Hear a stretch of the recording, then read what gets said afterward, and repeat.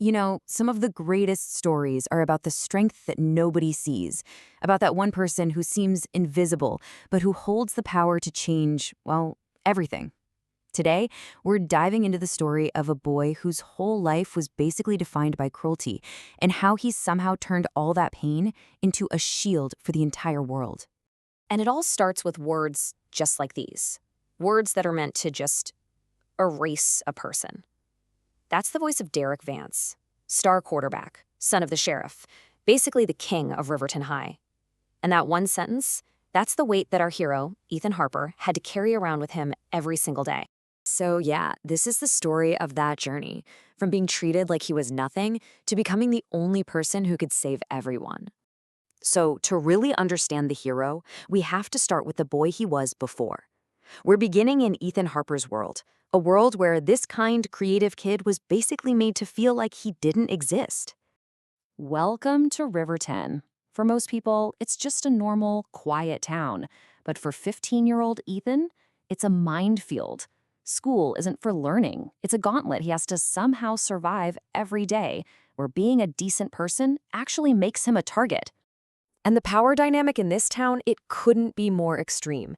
On one side, you've got Ethan, quiet, loves comic books, draws his own heroes.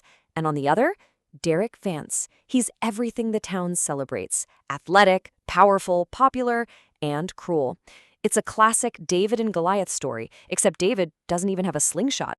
And let's be clear, this wasn't just some light teasing. It was a full-on campaign. Nicknames like Ghost Boy or Harper the Zero, they were designed to completely strip him of his identity. It was mental, but it was physical too. This was just his reality, day in and day out. Every hero has an origin story, and it almost always starts in their darkest moment. So let's get to the moment it all changed. A chase that ends with a horrible fall, but somehow leads to an incredible discovery. This is rock bottom. He's running from his tormentors. They've got him cornered at the edge of an old quarry. He trips, he falls, and he plunges into that freezing black water. And as he's going under it, he can hear them laughing and running away. He's totally alone, left to die. His transformation really happens in 4 quick beats. You have the chase, which leads to the fall. That's kind of like his symbolic death. But down in the darkness, he finds the crystal, this source of literal light and power. And from that comes the rebirth. He doesn't just climb out of the water, he surfaces as something completely new. Okay, so what is this power? The story calls it Aether. And it's not just, a cool superpower. It's defined as this ancient cosmic force. And the key word here is that it chooses a guardian, which right away tells you this comes with a huge responsibility. And the abilities it gives him are, well, they're staggering. We're talking the whole superhero starter pack and then some. Super strength, flight, moving things with his mind, healing like that, and even manipulating pure energy. The kid who couldn't even fight back now has the power to level a city. But, getting powers doesn't just instantly make you a hero, right?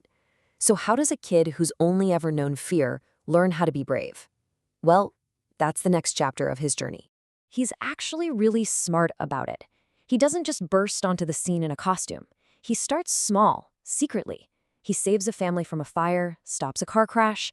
He's testing his limits. The bank robbery, that's his first big public debut, and that's when the world gives him his name. Aether, all because of that blue glow he leaves behind.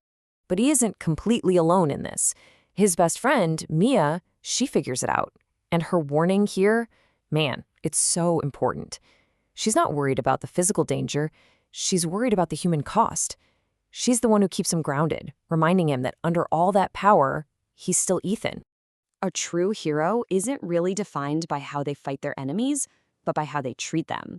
And for Ethan, that defining moment comes in the middle of a tornado, forcing him to face his past in the most insane way you can imagine. So here's the ultimate test. A monster tornado just rips through Riverton, and the school gym, the very place that was Derek's kingdom, it collapses. And guess who's trapped inside?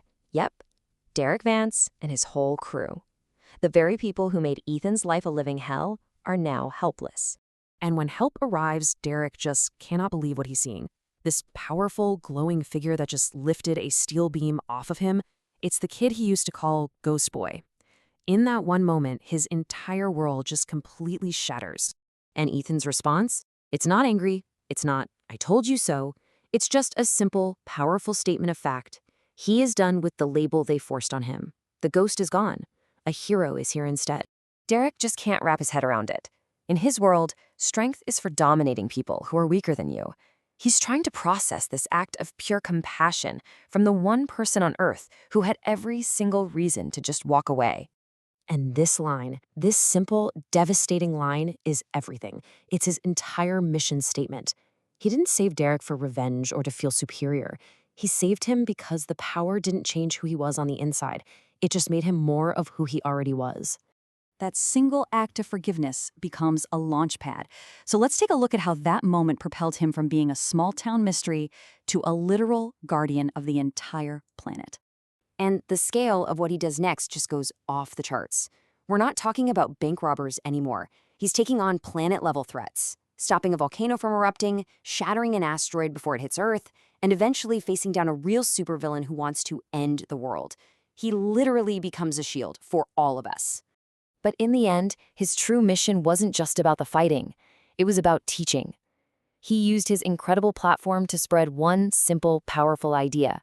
That real strength, the kind that actually changes things, isn't about how hard you can hit. It's about a choice. And that's really what this whole story leaves us with. It kind of forces us to look at our own lives. We might not have superpowers, but we all have some kind of power in what we say and what we do. And the story of Ethan Harper just asks us to think about it. What are we doing with ours? What does our strength really look like?